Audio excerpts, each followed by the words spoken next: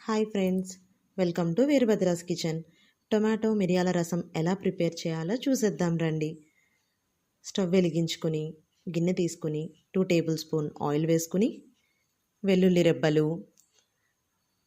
జీలకర్ర, ఆవాలు, మెంతులు, ఎండుమిర్చి, కరివేపాకు, ఉల్లిపాయ ముక్కలు వేసుకుని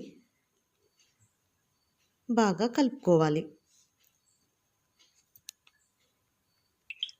ఇప్పుడు టమాటా గుజ్జును కూడా వేసుకుని బాగా కలపండి. చింతపండును నానబెట్టుకోండి.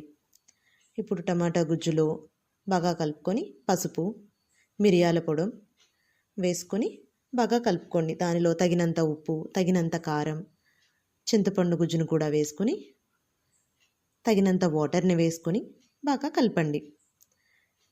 ఇప్పుడు దీనిలో కొత్తిమీర కాడలను ఒక కట్టలా కట్టుకొని వేసుకోండి. టేస్ట్ చాలా బాగుంటుంది.